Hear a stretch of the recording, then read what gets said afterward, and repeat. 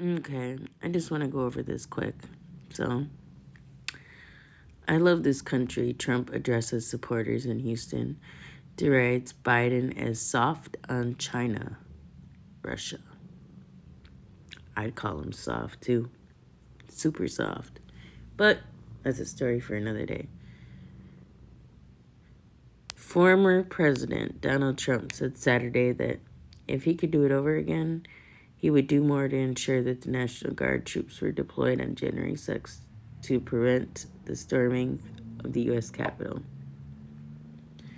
Now, these are the words clearly used by the reporters, so take it with a grain of salt because, they're going to interpret it to their liking.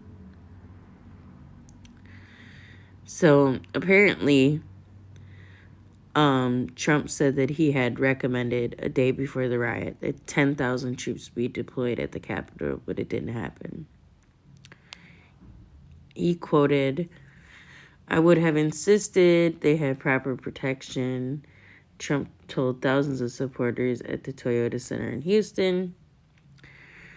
O'Reilly didn't ask Trump about text messages made public this week in which some of his former Fox News colleagues and Trump's son, Donald Jr., pushed Trump to make a public statement earlier than he did to try to calm the violence.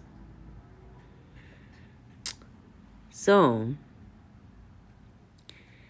while saying he would have sought better protection for lawmakers on the 6th, Trump was far from apologetic about the assault on the Capitol, which forced a lockdown of the complex. And it goes on and on and on. Now, somehow they interpreted this to incite violence. So when Trump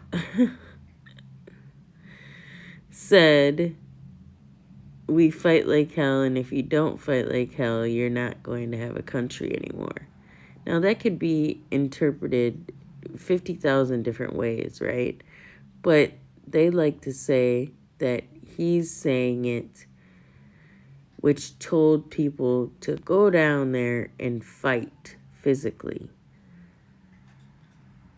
I mean, come on, man.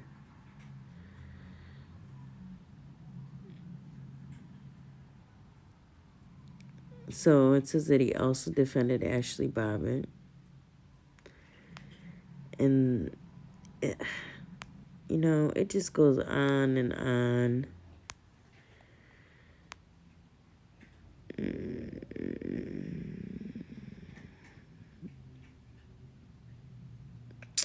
Wow. So apparently this was a 90-minute event, the Toyota Center. Trump insisted that if he were still in office, Russia would not be threatened to invade Ukraine because he commanded the respect of Russian President Vladimir Putin and many other world leaders.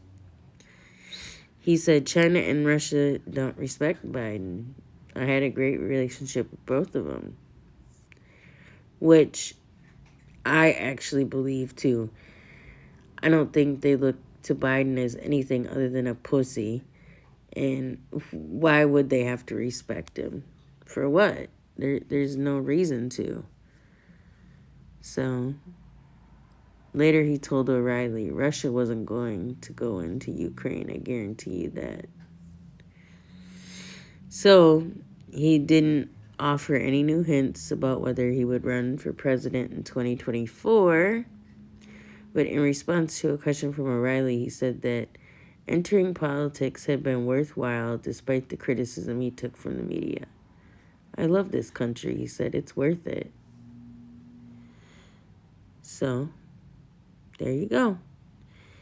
I'll link the article. And you guys can go look at it. I get,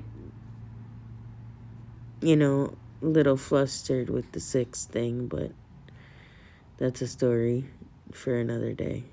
But interesting.